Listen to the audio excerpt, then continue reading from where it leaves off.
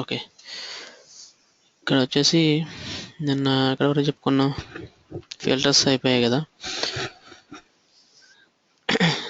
So interval అనే ఒక service ఉంటుంది, మామూలు ప్రీ డిఫైన్డ్ సర్వీసే. ఈ సర్వీస్ వచ్చేసి ఒక టైం ఫంక్షనాలిటీ యూజ్ చేసుకొని వర్క్ అవుతుంది అన్నమాట. సో ఇంటర్వెల్ అనమాట, మనం ఎంత టైం ఇస్తే ఆ టైంలో ఆ ఫంక్షన్ అనేది వర్క్ అవుతూ ఉంటుంది. So interval function will keeps executing the function until it is cancelled. So మనం క్యాన్సిల్ చేసే వరకు కూడా ఇంటర్వెల్ అనేది ఎగ్జిక్యూట్ అవుతూనే ఉంటుంది. Okay, function execute function periodically at regular intervals with specific time delay. Okay, ఇవి ఎక్కడ యూజ్ చేస్తామంటే ఏదైనా ఒక ఫంక్షన్ అనేది కంటిన్యూస్గా ఎగ్జిక్యూట్ అవుతూ ఉండాలి అనే సినారియోస్లో ఈ ఇంటర్వెల్ అనేది యూజ్ చేస్తాము. అంటే మనం ఎప్పుడైతే స్టాప్ చేయాలనుకుంటామో ఆ స్టాప్ చేసినప్పుడు మాత్రమే ఆ ఫంక్షన్ స్టాప్ అవ్వాలి. సో లేదా ఆ ఫంక్షన్ అనేది ఇంకా పర్మనెంట్గా రన్ అవుతూనే ఉంటుంది అన్నమాట. సో ఇక్కడ ఎగ్జాంపుల్ వచ్చేసి డివ్లో start button and stop button రెండు తీసుకున్నాం. స్టార్ట్ బటన్ టిక్ చేసినప్పుడు ఆ టైమర్ అనేది స్టార్ట్ అయ్యి ఇంకా ఎగ్జిక్యూట్ అవుతూనే ఉంటుంది. సో ఇప్పుడు మనం టైం డిస్ప్లే చేయాలనుకోండి, particular date and time. So ఒక పర్టికులర్ డేట్ టైం డిస్ప్లే చేసేటప్పుడు బటన్ స్టార్ట్ టైం కొట్టగానే ఆ పర్టికులర్ డేట్ టైము డిస్ప్లే అవుతుంటుంది, విత్ సెకండ్స్తో డిస్ప్లే అవుతూ ఉంటుంది. ఎప్పుడైతే స్టాప్ చేస్తామో మన టైం అనేది స్టాప్ అయిపోద్ది అనమాట.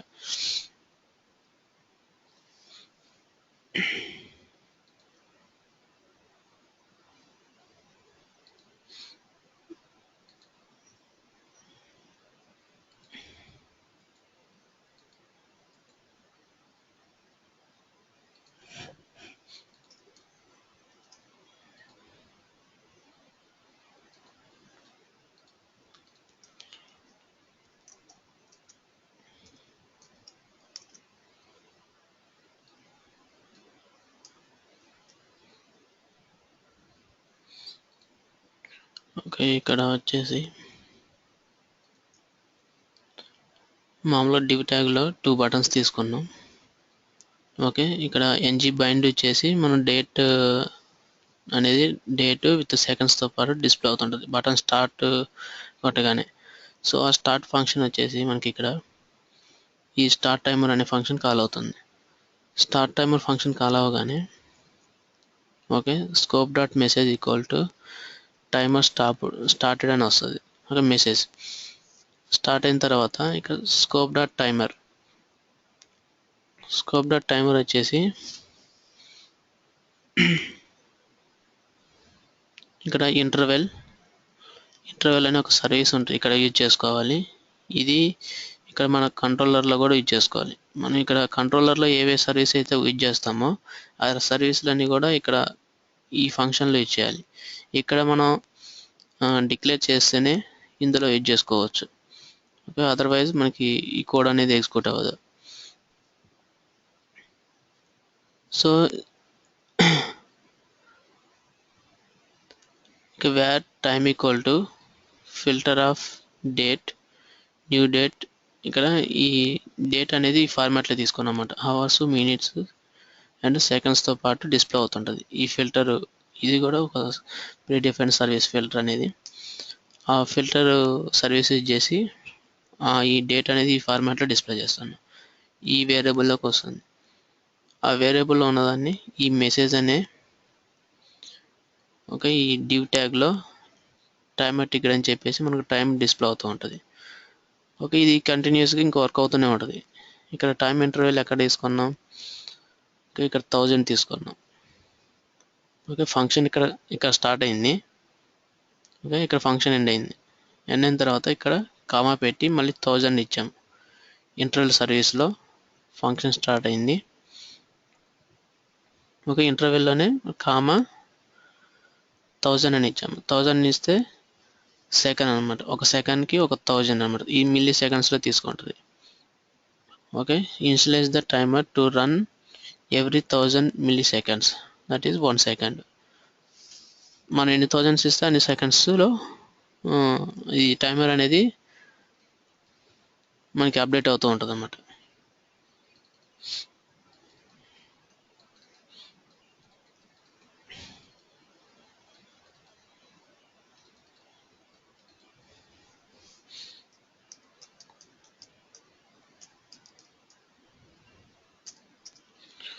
interval.html form. Okay, next start అయ్యి ఇంకా టైం అనేది మనకి మిల్లీ సెకండ్స్ ఎప్పుడు అప్డేట్ అవుతూ ఉంటుంది. ఓకే, మిల్లీ సెకండ్స్తో పాటు ఎప్పుడైతే మనం స్టాప్ చేస్తామో ఆ టైమర్ అనేది క్యాన్సిల్ అవుతుంది అన్నమాట. ఇంటర్వెల్ క్యాన్సిల్ అవుతుంది. ఓకే, ఈ స్టాప్ టైమర్ ఫంక్షన్ కాల్ అయ్యి scope dot message equal to timer stop అనే మెసేజ్ వస్తుంది. If angle dot is defined scope dot timer. Okay, scope dot timer అనేది డిఫైన్ చేసి ఉంటే interval dot cancel scope dot timer అంటే అది define already ఈ timer start అనేది run అయ్యి ఉంటే ఇది క్యాన్సిల్ చేస్తుంది. అదర్వైజ్ ఇక్కడికి ఇందులో లీఫ్లోకి వెళ్ళదు అనమాట, బయటకు వచ్చేస్తుంది.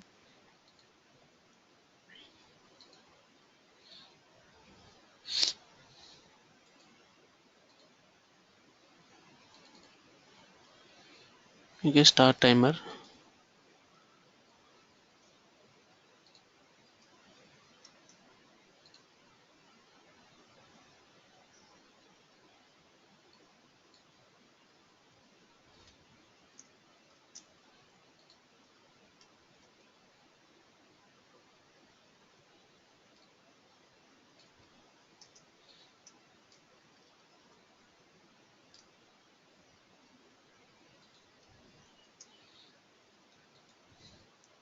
ఓకే, టైం స్టార్ట్ అయింది.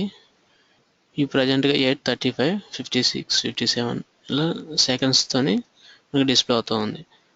ఓకే, టైమర్ అనేది ఇంకా ఎగ్జిక్యూట్ అవుతూనే ఉంటుంది, అలా మనకి టైం డిస్ప్లే అవుతూనే ఉంటుంది.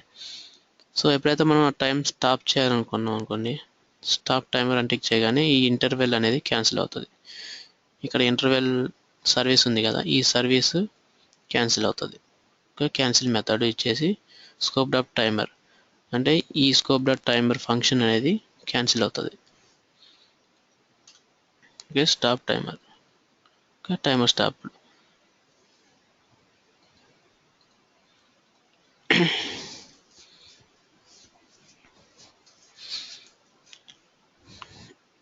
ఓకే, ఇలా ఈ టైమర్ సర్వీస్ అనేది ఇంటర్వెల్ సర్వీస్ ఇలా యూజ్ చేస్తాము.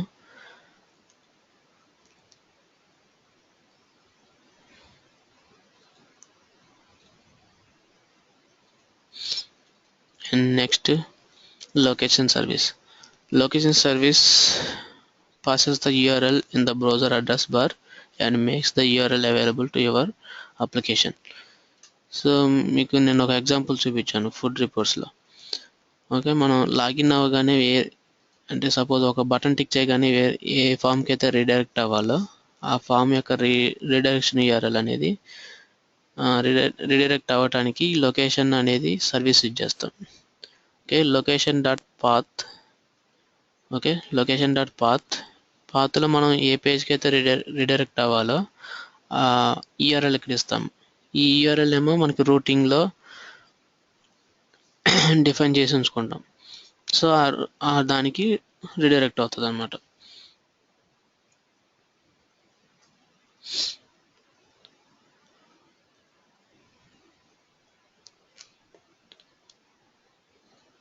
ఇప్పుడు సపోజ్ మన రూటింగ్ ఎగ్జాంపుల్ ఒకటి చేసాం కదా, ఈ రూటింగ్ ఎగ్జాంపుల్లో హోమ్ ఉంది అండ్ ఓకే ప్రొఫైల్ 2 ఉన్నాయి. ఇంకోటి ఇక్కడ లాగిన్ ఒకటి తీసుకుందాం. ఆ లాగిన్ బటన్ టిక్ చేయగానే హోమ్ పేజ్కి రీడైరెక్ట్ అవ్వాలి.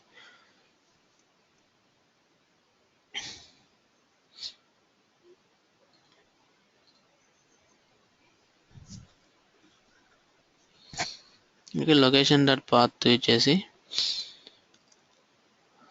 రీడైరెక్షన్ వర్కౌట్ చేద్దాం.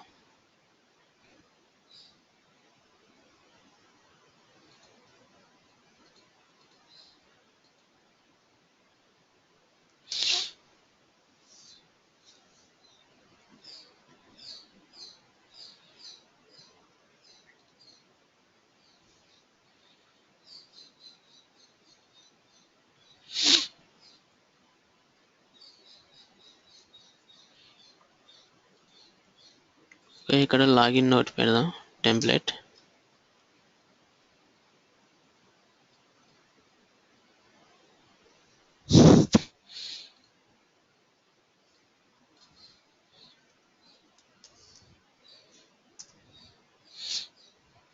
login.html మనకి టెంప్లెట్ అంతా ఈ HTML కూడా అవసరం లేదు. So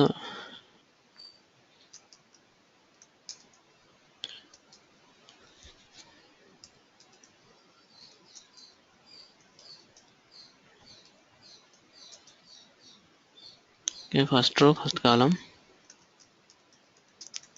login ID and second కాలంలో text box,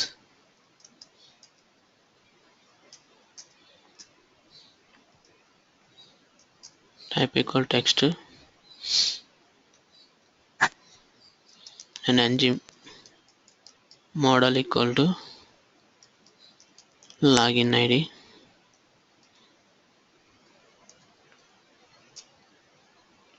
and next second row లో first column password, second column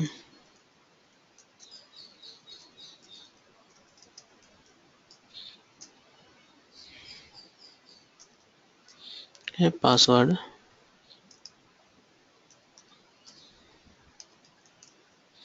model equal to password. అది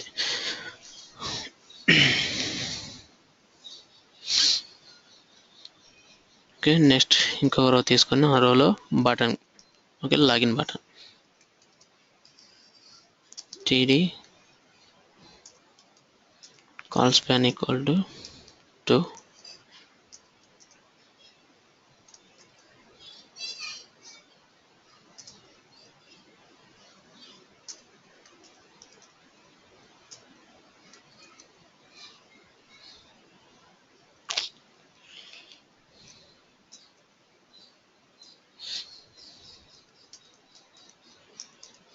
Put type equal to button value login and click equal to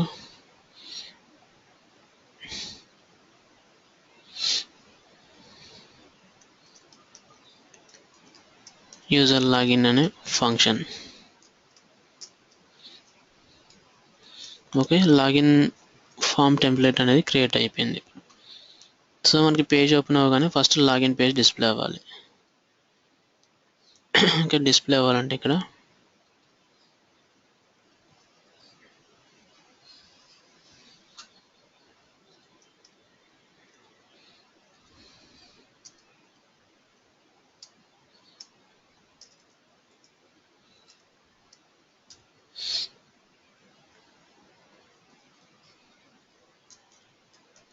okay, login URL login.html. Okay, ఇది next controller and login form title.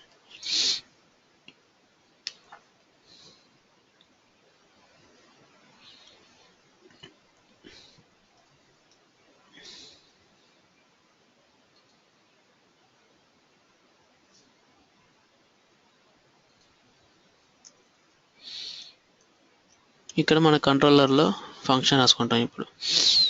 Okay, user login అనే function ఇక్కడ రాస్తాం.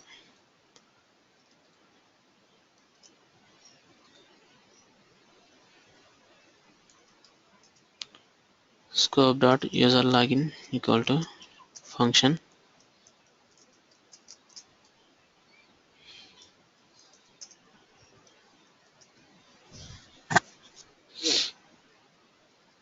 Button tick చేసినప్పుడు ఇక్కడ లోపలికి వచ్చిన తర్వాత if scope dot login id equal to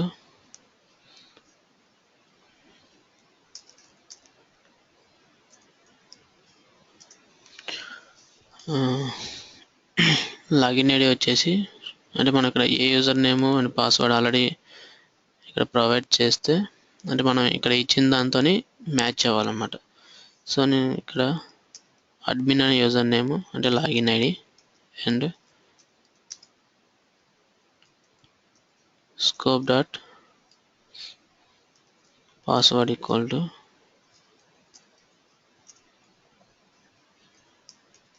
admin 123 అనే password.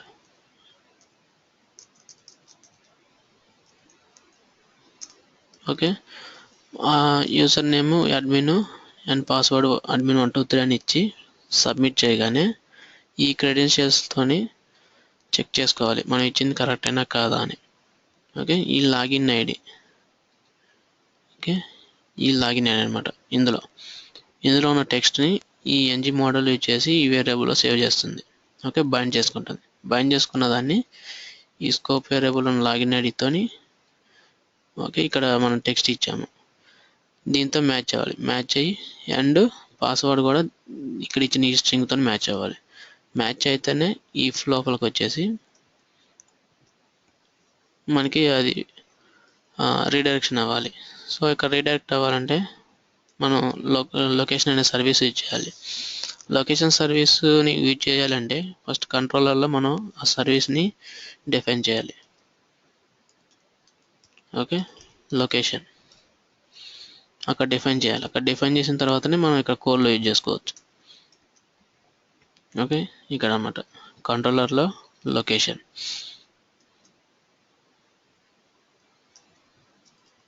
Location dot path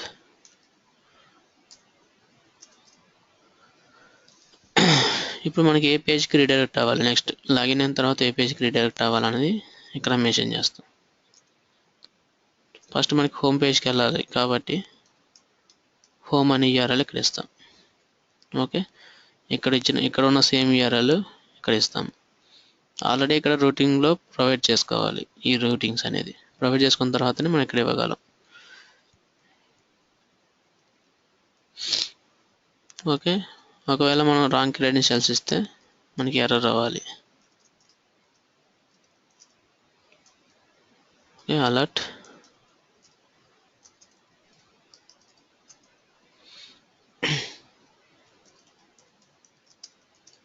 login failed.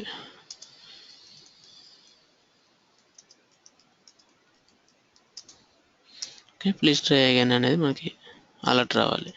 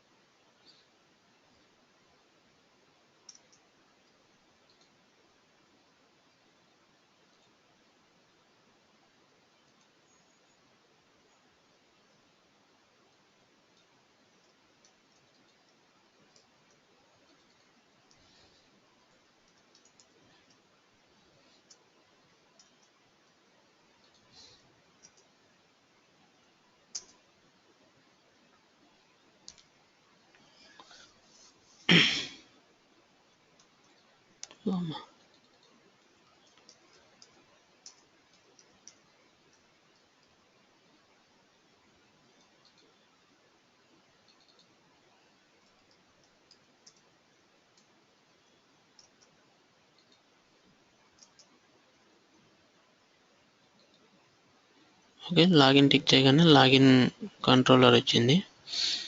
Login template display అయింది. ఇక్కడ user name and password. Okay, login failed, please try again. Okay, మనం రాంగ్ క్రెడెన్షియల్స్ ఇచ్చాం కాబట్టి ఇలా వస్తుంది. సో admin 123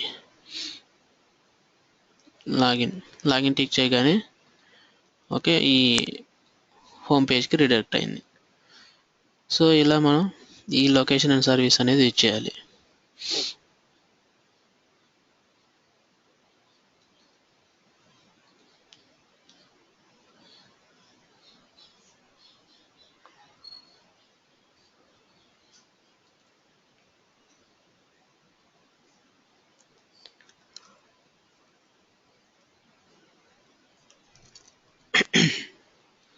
ఓకే, ఇంకెక్కడైనా సరే మనం ఒక పేజ్ నుంచి ఇంకో పేజ్కి రీడైరెక్ట్ అవ్వాలంటే ఇక్కడ లొకేషన్ పాత్ ఇచ్చేసి రీడైరెక్ట్ అవుతాం, లేదా ఇక్కడ లింక్స్ పెట్టుకొని ఆ లింక్స్ ద్వారానైనా రీడైరెక్ట్ అవ్వచ్చు. ఇంకా లొకేషన్ సర్వీస్ అది. నెక్స్ట్ క్యూ సర్వీస్ తర్వాత చెప్తాను, అది చాలా ఎక్కువ ఉంటుంది. అండ్ ఇక్కడ ట్రాన్స్క్లూడ్ అని ఇంకో సర్వీస్ ఉంటుంది. ఓకే, ట్రాన్స్క్లూడ్ సర్వీస్ నిన్న మీకు కస్టమ్ డైరెక్టరీస్ క్రియేట్ చేయడం చెప్పాను కదా, అది టెంప్లెట్ యూఆర్ఎల్ ఇచ్చేసి, అది ఎక్కడంటే అది ఓన్లీ లోకల్ హోస్ట్ ద్వారానే రన్ అవుతుంది అనమాట, డైరెక్ట్గా రన్ అవ్వవు. సో దానికి కోడ్ వచ్చేసి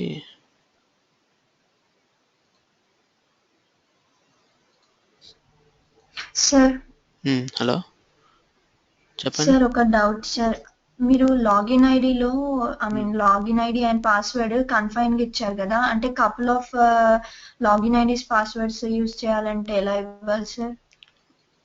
కపుల్ ఆఫ్ అంటే ఇంకా మీరు డేటాబేస్తో ఇంటరాక్ట్ అవ్వాలి దీన్ని.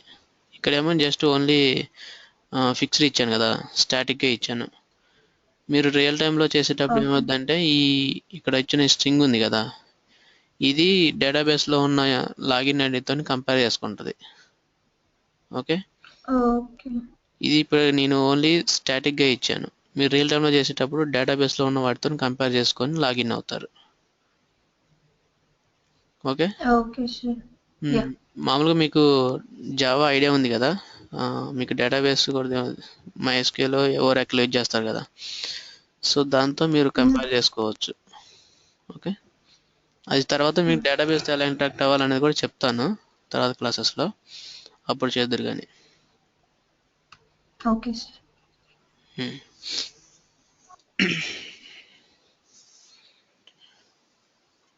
నెక్స్ట్ కస్టమ్ డైరెక్టివ్ వచ్చేసి నిన్న ఇక్కడ ఒక ఎగ్జాంపుల్ తీసుకొని చెప్పాను మీకు. ఓకే, ఒక యాట్రిబ్యూట్ డైరెక్టివ్ అని ఎలిమెంట్ డైరెక్టివ్ అని చెప్పాను. ఒక యాట్రిబ్యూట్ డైరెక్టివ్ వచ్చేసి మనకి ఇక్కడ టెంప్లెట్ అనేది క్రియేట్ చేసుకుంటాం.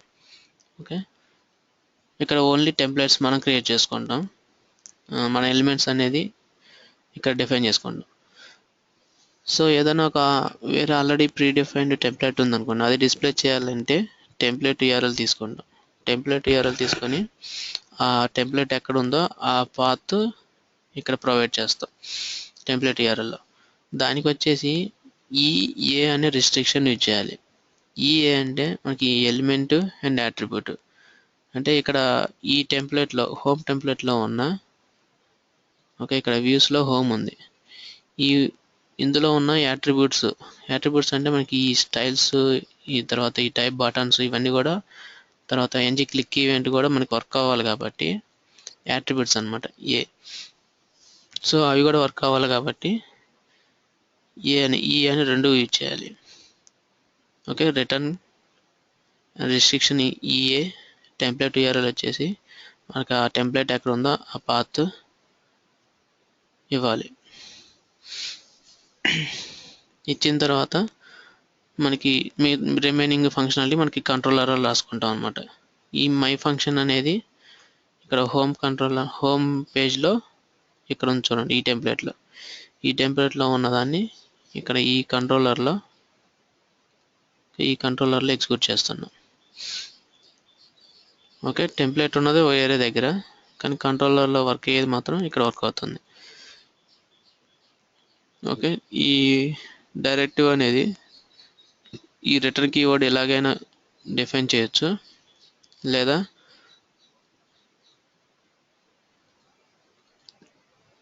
ఒక వేరియబుల్ తీసుకొని ఒక ఆబ్జెక్ట్ తీసుకొని ఆబ్జెక్ట్లోకి రిస్ట్రిక్షన్ ఇక్కడ object dot restriction and object dot template URL రెండు ప్రొవైడ్ చేసిన తర్వాత ఈ ఆబ్జెక్ట్ని రిటర్న్ చేయాలి. రిటర్న్ చేస్తే ఇప్పుడు ఇది అవసరం లేదు, ఇలాగేం రాసుకోవచ్చు అన్నమాట, రెండిట్లో ఏదో ఒకటి వర్క్ అవుతాయి.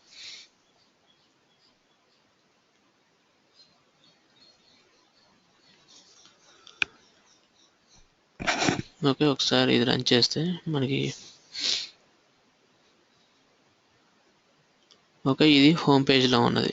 Okay, this is home page అనేది మనకి అక్కడ ఉన్న టెంప్లెట్లో ఉన్నది. ఈ టెక్స్ట్ బాక్స్ వచ్చేది స్టార్టింగ్ టెక్స్ట్ బాక్స్ మనకి ఎలిమెంట్ డైరెక్ట్ యాట్రిబ్యూట్ డైరెక్ట్ ద్వారా క్రియేట్ చేసాం ఇది. ఓకే, ఇది మై టెక్స్ట్ అనేది ఇది.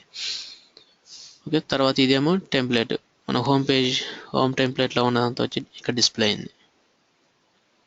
ఓకే, ఇక్కడ చూడండి ఇన్స్పెక్ట్ ఎలిమెంట్లో ఓకే మై ఎల్ఈఎక్స్ ఇది మన ఓన్ ఎలిమెంట్ అనమాట. ఇందులో హోమ్ పేజ్లో ఉన్న కంటెంట్ అంతా వచ్చి ఇక్కడ డిస్ప్లే అయింది. ఓకే, ఇదేమో మన attribute direct text box. So ఇక్కడ ఈ బటన్ క్లిక్ చేసినప్పుడు ఓకే దిస్ ఇస్ ప్రసాద్ అనేది ఈ అలర్ట్ బాక్స్ మనకి ఇక్కడ ఈ కంట్రోలర్లో ఉన్న ఫంక్షన్ ఉంది. ఓకే, ఈ కంట్రోలర్ బేస్ చేసుకొని ఈ ఫంక్షన్ ఎగ్జిక్యూట్ అవుతుంది. సో ఇక్కడ element direct and attribute direct ఇలా క్రియేట్ చేస్తాం. Template URL and template URL అంటేమో వేరే HTML ఫామ్లో నుంచి ఆ టెంప్లెట్ని డిస్ప్లే చేసుకుంటాం. ఓన్లీ టెంప్లెట్ అంటేనేమో మనం ఓన్లీ ఇక్కడ ఎలిమెంట్స్ని క్రియేట్ చేస్తాం.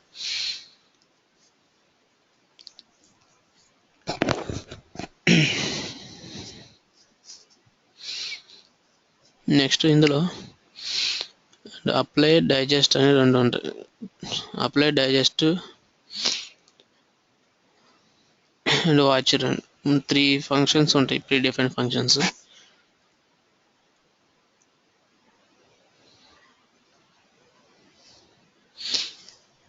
ఓకే, ఈ అప్లై డైజెస్ట్ అండ్ వాచ్ ఇవి ఎందుకు యూజ్ చేస్తారంటే ఇప్పుడు మనకి కంట్రోలర్ నుంచి స్కోప్ వేరియబుల్స్ ఎలా బైండ్ అవుతున్నాయి. సో ఈ మన డేటా బైండింగ్ అనేది ఈ డైజెస్ట్ అండ్ వాచ్ ఓకే ఈ రెండు ఇంటర్నల్గా కాల్ అవుతాయి అన్నమాట.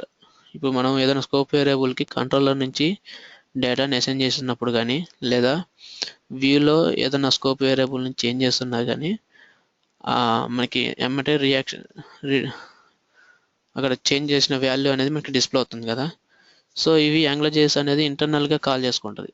ఓకే, వాచ్ అండ్ డైజెస్ట్ ఈ రెండు కూడా మనం మాన్యువల్గా కాల్ చేయాల్సిన అవసరం లేదు. డేటా బైండ్ అవ్వటానికి AngularJS ఇంటర్నల్గా కాల్ చేసుకుంటుంది వాచ్ డైజెస్ట్ అనేది. సో ఎప్పుడైనా మనం ఇందులో AngularJS వచ్చేసి ఇది బైండింగ్ మెకానిజం అంటారు దీన్ని. Okay, watch digest. అప్లై ఏమో మనకి బటన్ క్లిక్ ఈవెంట్స్ తర్వాత ఫంక్షన్స్ని అప్లై చేయడానికి థర్డ్ పార్టీ లైబ్రరీస్ యూజ్ చేసినప్పుడు ఈ అప్లై అనేది యూజ్ చేస్తాం.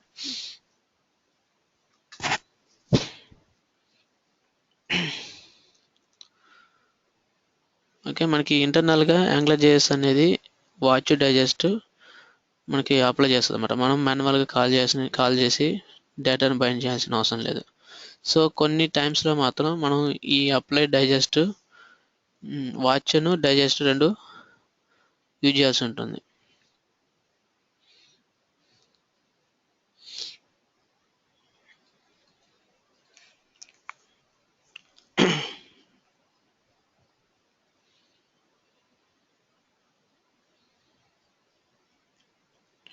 ఫస్ట్ వచ్చేసి మనకి వాచ్ అనమాట.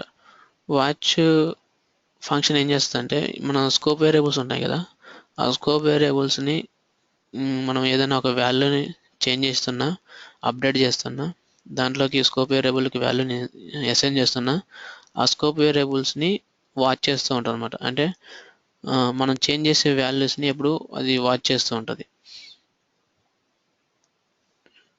ఓకే, అబ్జర్వ్ చేస్తుంది మన ఆ వేరియబుల్ అనేది ఎప్పుడు చేంజ్ అయింది, ఓకే ఏ డేటా చేంజ్ అయింది అనేది అది అబ్జర్వ్ చేస్తూ ఉంటుంది వాచ్ అనేది.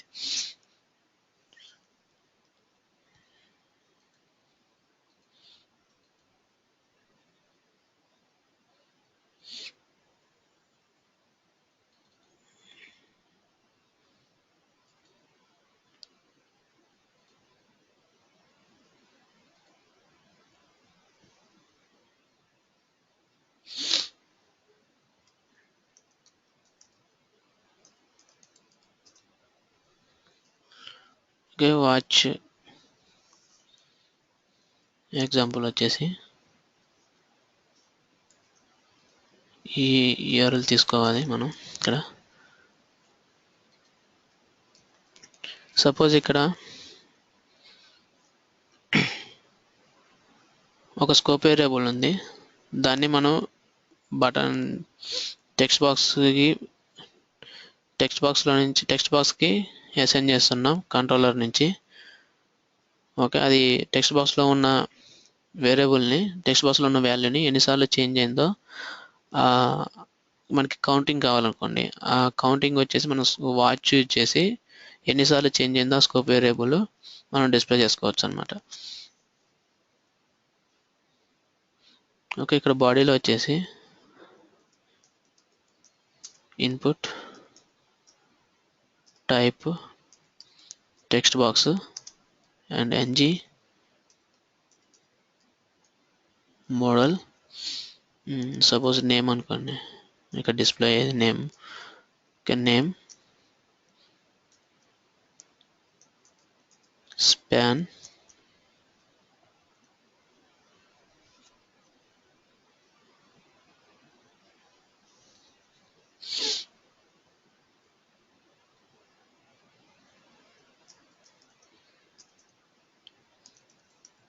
మనం ఇక్కడ టెక్స్ట్ బాక్స్లో ఎంటర్ చేసింది ఇక్కడ స్పాన్లో డిస్ప్లే అవుతుంది. సో మనం ఇక్కడ టెక్స్ట్ బాక్స్లో ఉన్న వాల్యూని, ఈ స్కోప్ వేరియబుల్ని ఇందులో ఎన్నిసార్లు చేంజ్ చేసామో మనకి కౌంటింగ్ రావాలనుకోండి. ఆ కౌంటింగ్ వచ్చేసి ఇక్కడ డిస్ప్లే చేసుకుందాం. ఎన్నిసార్లు చేంజ్ చేసామో స్కోప్ వేరియబుల్ మనకి కౌంటింగ్ కావాలి. సో ఈ వాచ్ అనేది వచ్చేసి మనకు ఆ వేరియబుల్ ఎన్నిసార్లు చేంజ్ అయిందో తెలుసుకోవచ్చు అనమాట.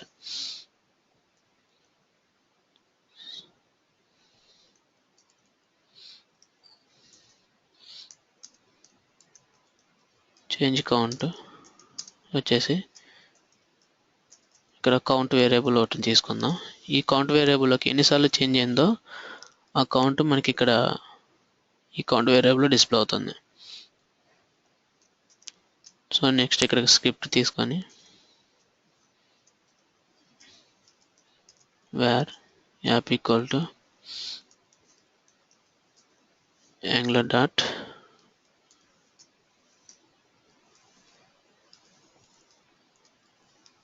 controller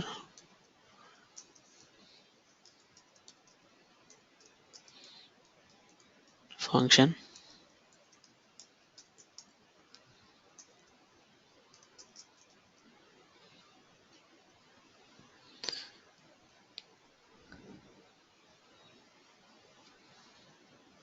యాప్ని డిఫైన్ చేసుకోవాలి. డిఫైన్ చేస్తాను.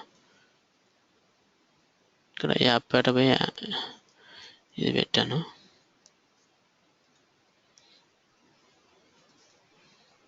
Okay, no problem.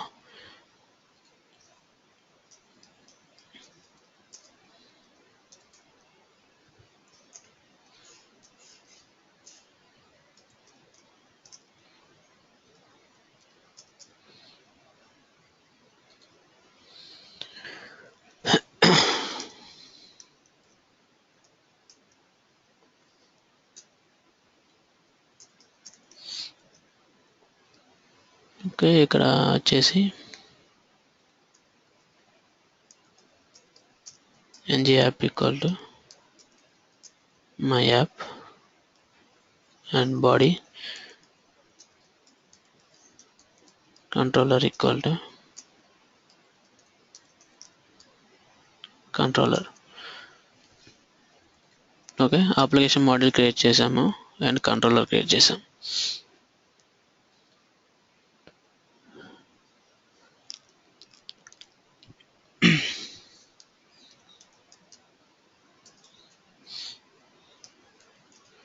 scope dot name equal to ఇక్కడ నుంచి ఒక నేమ్ని దానికి బైండ్ చేస్తున్నాం.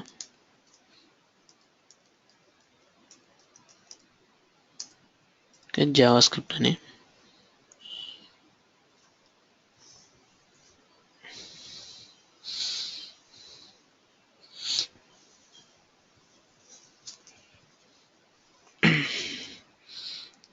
నెక్స్ట్ ఇక్కడ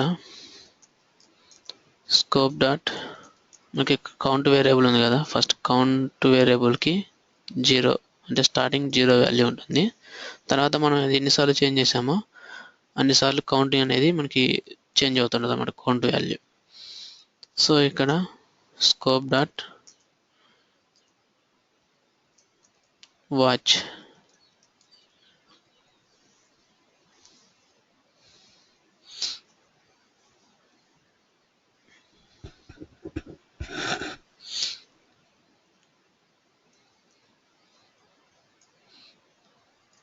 ఓకే, మనం ఏ వేరియబుల్ని అయితే వాచ్ చేయాలనుకుంటున్నామో ఆ వేరియబుల్ నేమ్ అక్కడ ఇవ్వాలన్నమాట. నేమ్ అనేది మన స్కోప్ వేరియబుల్. ఓకే, ఇది ఈ name variable.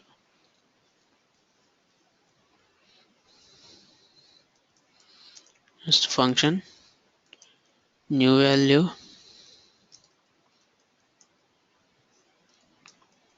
Old value.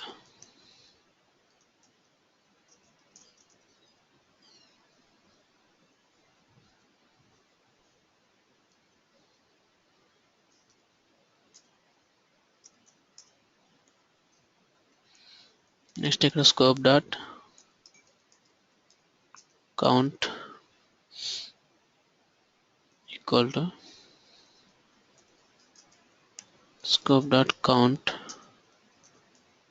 +1. Okay, ఎన్నిసార్లు చేంజ్ అయిందో అన్నిసార్లు ఇక్కడ new value plus old value compare చేసుకొని ఆ కౌంట్ అనేది ఇంక్రీజ్ అవుతుంది.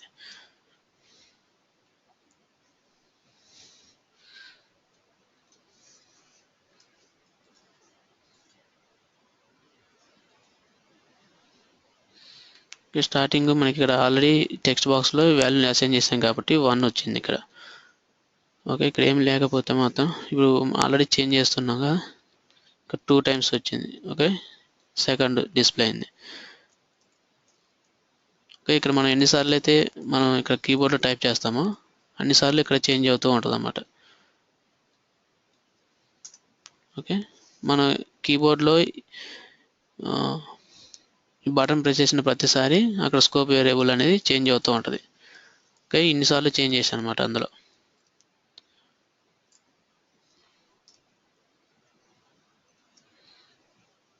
ఓకే, మనం క్లోజ్ చేసినా కానీ అందులో ఉన్న టెక్స్ట్ని క్లోజ్ చేసినా మనం ఎంటర్ చేసినా కీబోర్డ్లో ఉన్న బటన్ ప్రెస్ అయితే చాలు. ఓకే, అందులో కౌంట్ అనేది మనకి వర్క్ అవుతూ ఉంటుంది. ఇంకా న్యూ వాల్యూ ప్లస్ ఓల్డ్ వాల్యూతో కంపేర్ చేసుకొని వాచ్ చేస్తూ ఉంటుంది అన్నమాట ఆ వేరియబుల్ని. ఇంకా ఓకే, ఎన్నిసార్లు చేంజ్ అనేది వాచ్ చేస్తూ ఉంటుంది.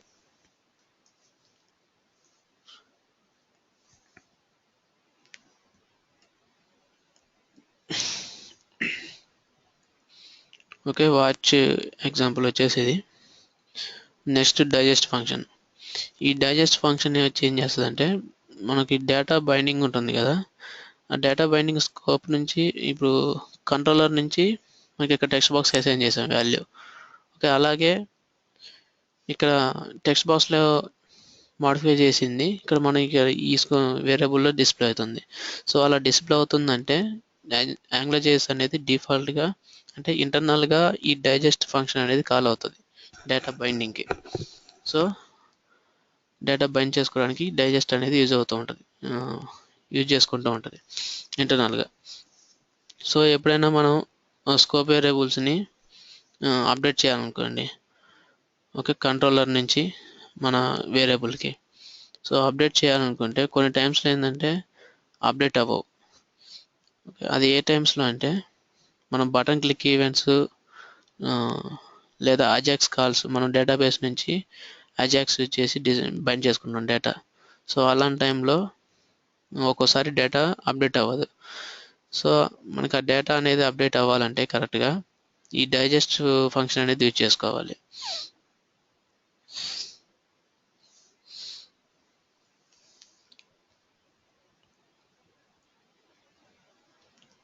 డైజెస్ట్ ఫంక్షన్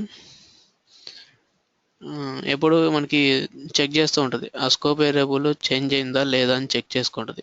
ఒకవేళ చేంజ్ అయితేనేమో కంట్రోలర్ నుంచి ఆ స్కోప్ వేరియబుల్కి బైండ్ చేస్తుంది, చేంజ్ కాకపోతే అది నార్మల్గా అలాగే ఉంటుంది.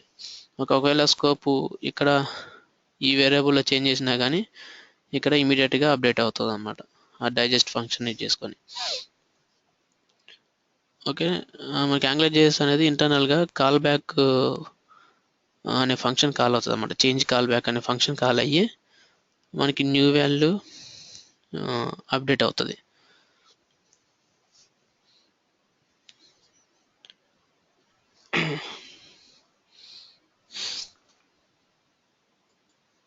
సో ఇక్కడ ఎగ్జాంపుల్ డైజెస్ట్ ఫంక్షన్ వచ్చేసి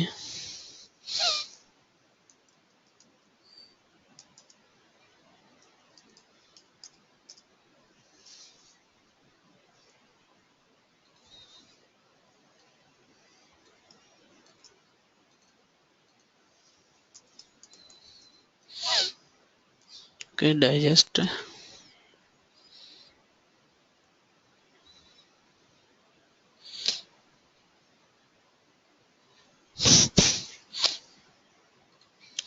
ఫస్ట్ ఇక్కడ ng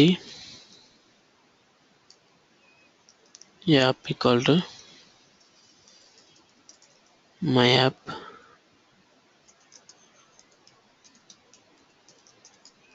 controller equal to my controller. Okay, ఇక్కడ 2 బటన్స్ తీసుకున్నాం.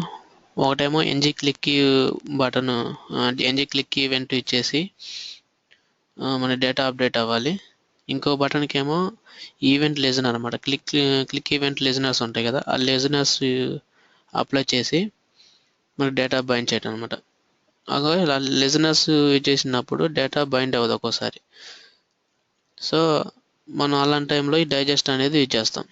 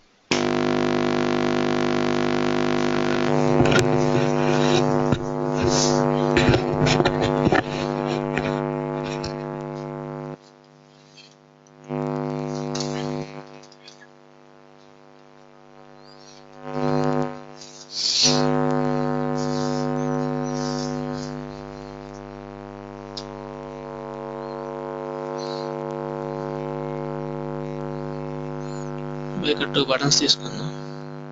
ఫస్ట్ వచ్చేసి input type equal to button, next ng click event equal to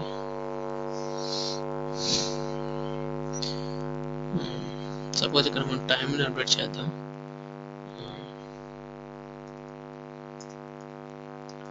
time update అనే ఫంక్షన్ ఇక్కడ వాల్యూ అప్డేట్ టైం, అండ్ ఇంకో button వచ్చేసి same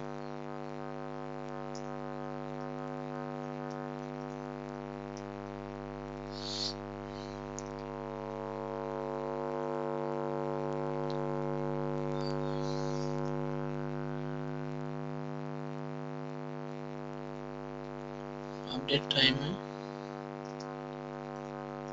using ng click ఇది.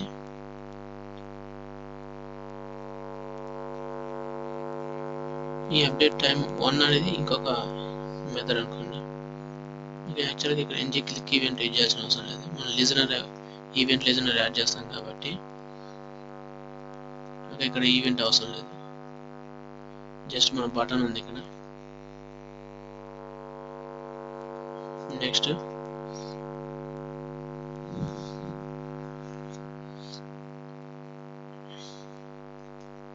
Span వచ్చేసి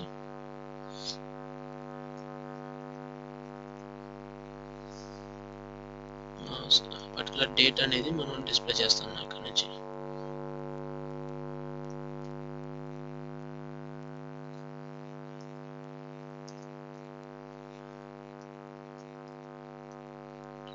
script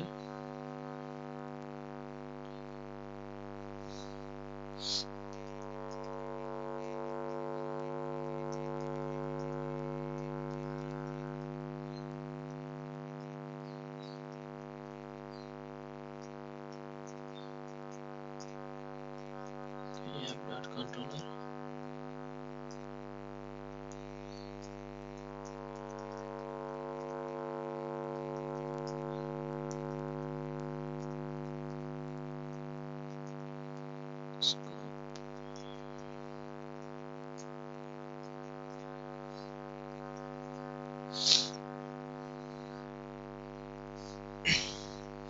ఈ స్కోప్ లో మనకి డిఫాల్ట్ గా డేట్ అనేది అసైన్ అవుతుంది.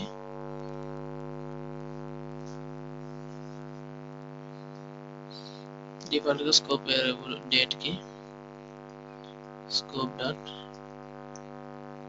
డేట్ ఈక్వల్ టు ఇక్కడ న్యూ ఇక్కడ డేట్ అనే ఫంక్షన్ వచ్చేసి డేట్ ని డిస్ప్లే చేస్తున్నాం ఇక్కడ. ఓకే, ఫస్ట్ మనకి పేజ్ ఓపెన్ అవగానే ఆ డేట్ అనేది డిస్ప్లే అవుతుంది. సో మనం ఇప్పుడు ఫస్ట్ బటన్ టిక్ చేసినప్పుడు ఆ ఎన్జీ క్లిక్ ఈవెంట్ వచ్చేసి డేట్ని అప్డేట్ చేద్దాం. Scope dot time update equal to function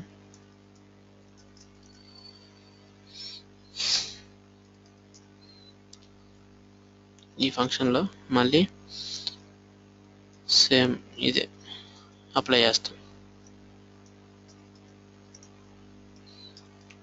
okay, button tick చేసినప్పుడు మళ్ళీ కంట్రోల్ టైం ఎంత ఉందో అంత అప్డేట్ అవుతుంది. సో ఫస్ట్ బటన్ క్లిక్ ఈవెంట్కి ఇది. So next scope dot scope కాదు ఇక్కడ document dot get element by ID use చేసి ఓకే ఇక్కడ ఒక ఐడి ఇద్దాం బటన్కి.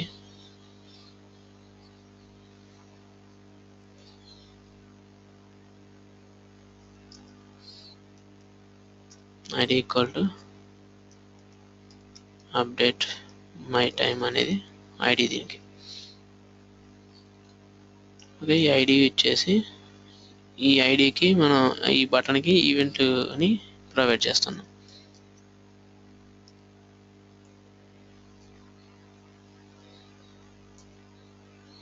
డాట్ యాడ్ ఈవెంట్ లిజనర్ అనే ఒక ప్రీ డిఫైన్డ్ ఫంక్షన్ వచ్చేసి ఇక్కడ క్లిక్ ఈవెంట్ని అసైన్ చేస్తున్నాం. స్ట్రింగ్ టైప్ వచ్చేసి క్లిక్.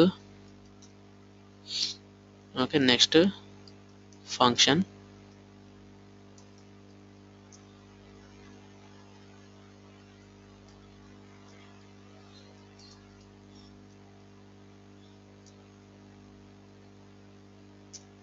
ఓకే ఇదన్నమాట.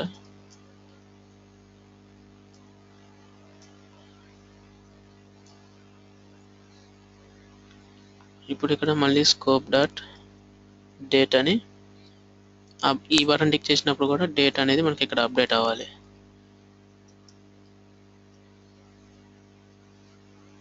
ఓకే, ఫస్ట్ బటన్ టిక్ చేసినప్పుడు నార్మల్గా అప్డేట్ అవుతుంది డేట్ అనేది. ఇక్కడ ఈ బటన్కి వచ్చేసి మనం ఈవెంట్ లిజనర్ ఇక్కడ క్లిక్ ఈవెంట్ కాకుండా ఈ ఈవెంట్ లిజనర్ ఇచ్చేసి క్లిక్ ఈవెంట్ని ఈ బటన్కి అటాచ్ చేసాం. సో ఇప్పుడు కూడా మనకి డేట్ అనేది అప్డేట్ అవ్వాలి. సో ఒకసారి రన్ చేసి చూద్దాం.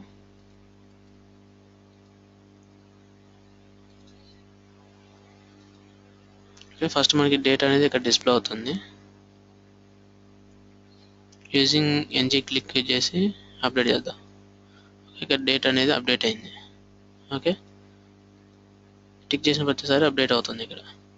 సో అలాగే ఈ అప్డేట్ టైము ఈ టిక్ చేసినప్పుడు అప్డేట్ అయిందా? సో అప్డేట్ అవ్వలేదు.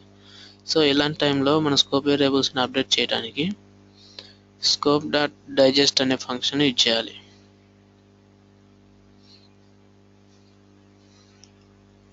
ఓకే, ఇక్కడ ఈ మనం బైండ్ చేసిన తర్వాత స్కోప్ డాట్ డైజెస్ట్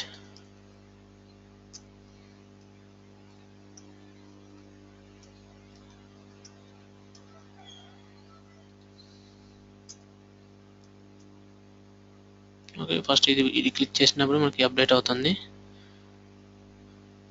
నెక్స్ట్ ఇది క్లిక్ చేసినప్పుడు కూడా మనకి ఇప్పుడు డేట్ అప్డేట్ అవుతుంది చూడండి. ఓకే అలా అన్నమాట.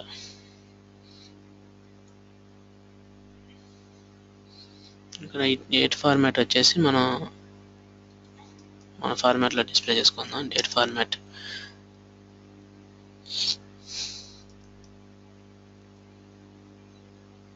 డేట్ కోలన్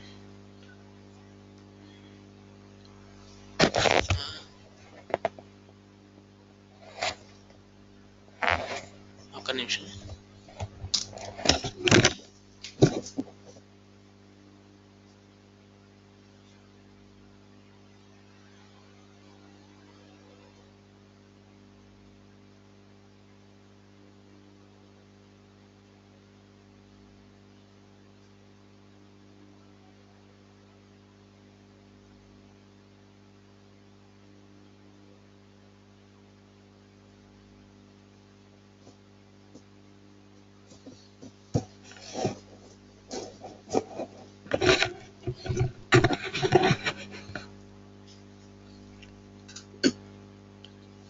సో ఇక్కడ డేట్ ఫార్మాట్ వచ్చేసి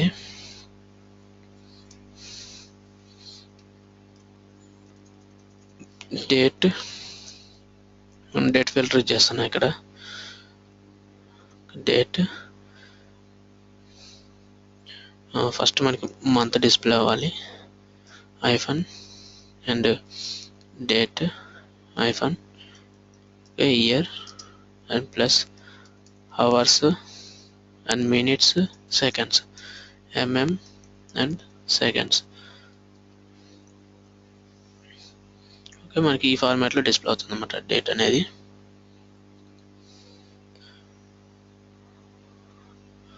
ఇక్కడ స్కోప్ వేరియబుల్ చేంజ్ చేద్దాం. మై డేట్ అనేది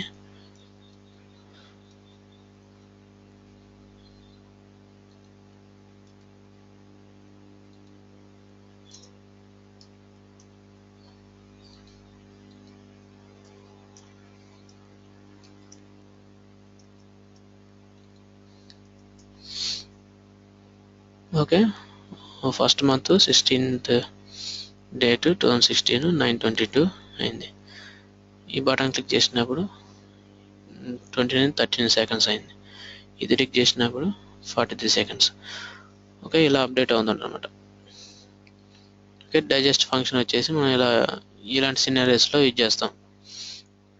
ఓకే ఈ డైజెస్ట్ ఫంక్షన్ అజాక్స్ కాల్స్ మనం అంటే డేటాబేస్ నుంచి ఏపీఎస్ యూజ్ చేసుకున్నప్పుడు డేటా బైండ్ చేయడానికి,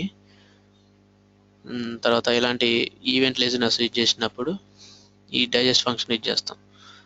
ఓకే డైరెక్ట్గా మనం ఈ ఫంక్షన్ ఇలా రాస్తే అప్డేట్ అవ్వదు అనమాట. డైజెస్ట్ అనేది బైండ్ చేస్తుంది. మనం అప్డేట్ చేసిన ఈ డేటాని మన స్కోప్ వేరియబుల్కి బైండ్ చేస్తుంది అనమాట.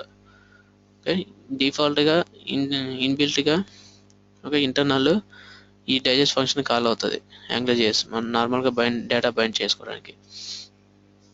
సో కొన్ని టైమ్స్లో మాత్రం మనం మాన్యువల్గా ఈ డైజెస్ట్ ఫంక్షన్ కాల్ చేయాల్సి ఉంటుంది.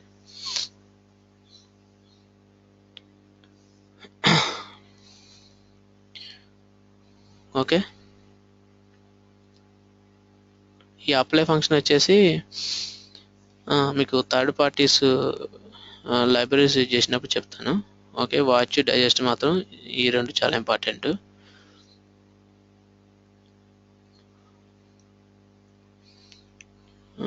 Apply third party libraries use చేసినప్పుడు చెప్తాను. ఓకే మెయిన్ ఇవి. నెక్స్ట్ డిపెండెన్సీ ఇంజెక్షన్ అని ఉంటుంది. డిపెండెన్సీ ఇంజెక్షన్ కూడా చాలా ఇంపార్టెంట్. ఓకే హలో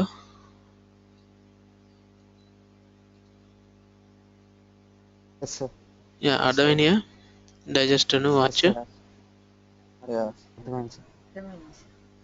ఒకసారి మీరు వాచ్ అండ్ డైజెస్ట్ ఈ సేమ్ ఎగ్జాంపుల్ కాకుండా కొంచెం డిఫరెంట్గా ఏదైనా వేరే చేయండి. ఓకే, ప్రాక్టీస్ చేయండి. Okay okay sir. Next custom directives, ఇది అర్థమైంది కదా, ఈఆర్ఎల్. ఓకే, ఇలా టెంప్లెట్స్ ఎలా ప్రొవైడ్ చేయాలి. కస్టమ్ డైరెక్టివ్స్ కూడా ఒకటి క్రియేట్ చేసి చేయండి. Okay, assignment. Okay okay sir. Okay sir. Okay sir.